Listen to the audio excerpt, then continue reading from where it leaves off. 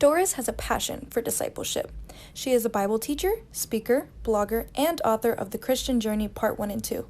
Doris's mission is to help Christians know the Word and apply it so they are better able to navigate both the calm waters and the storms of life. She is on the leadership team of Reasons for Hope, Jesus and Greater Impact Ministries in the capacity of e-course mentor, content development, editing, and distribution. A graduate of the University of Cincinnati, she and her husband John now reside in Florida.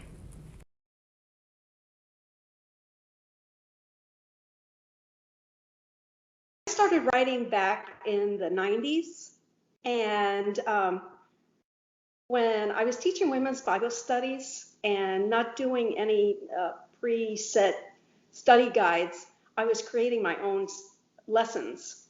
And thinking now about that, I really was going through all the mental processes of writing, writing a book, so to speak, with the brainstorming, with the outlining, with going through it to make sure it's in right sequential, series, so to speak, and for it to make sense. And so it really did start a lot earlier than I originally had in mind. Oh, great. When did you become interested about writing? Can you tell us about that?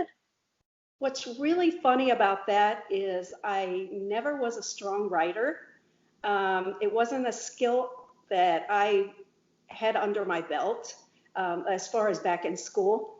But a few things happened with the teaching of the Bible studies, along with in the business world, the executive that I was his assistant must have seen some skill there, because he gave me the responsibility of drafting all the internal communications for the company and all his personal, not personal, but business correspondence also. So it kind of developed through that also. As far as writing personal things, probably just things that have to do with ministry work. Really haven't written much as far as personal. Mm-hmm. But as far as not for the company, but for self-motivated, what's the first thing that you wrote? Probably just like journaling and that type of thing. Here they are, book 1 and 2, part 1 and 2 of The Christian Journey. And they are study guides, like you said. So it is interactive. There's looking up verses, filling in inner reflective type questions to think about. I started when I really saw a need for them. Mm-hmm. Over the years of teaching women's Bible study and leading various groups, and also doing a lot of one-on-one with women as far as discipling them. My church originally had a program where if a young or a new believer would come forward and express a desire to grow in their Christian life, they would be connected with another woman or another man that was a little farther in the faith. And so we had limited tools to use, and really that's what sparked it all, is I felt like there was really no information or materials available out there. And I started writing. I started brainstorming and thinking about, okay, what are the topics, the basics of the Christian life?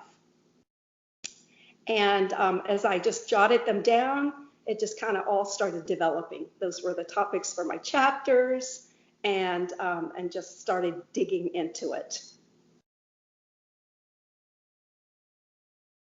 It's very easy. It's on Amazon, really easy to get to.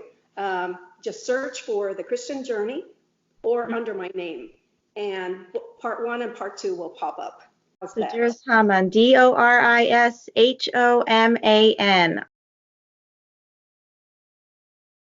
I think that's a great question, because my journey took several years actually, and it was such a process. It took me several years to write it, and then it sat on the shelf. Then I took a group of women and we went through it.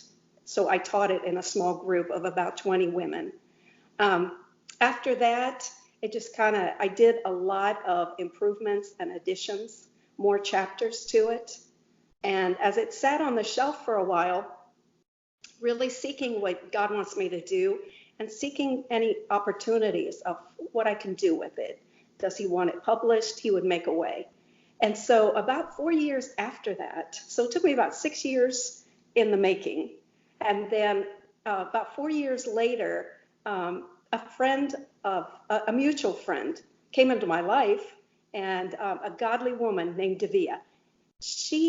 Even though she lived out of town, she was in Michigan, I was in Ohio at the time, she spent so much time reviewing it, and then she made several trips where she came into town, and we would pore over the material for hours. She made recommendations of more chapters to add to it, some changes. So back to the drawing board, and I think my point here is it was a real process of going back to the drawing board again and again and again. Mm-hmm. And then part of that process was to have several people edit it. And so with all the editing, all the changes, all the additions over time, you really, as an author, get a feel for, and God leads you as to, okay, this has been vetted, and it's really been that you feel like it's completed.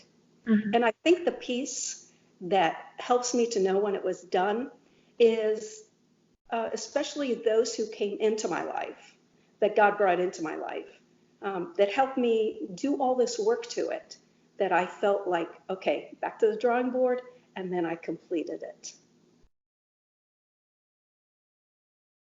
My writing taught me discipline, and that it is a process, and not an easy one. It's not for the faint of heart. We have to be patient, and it does take thinking through methodically and being very organized. And so it really is quite the process.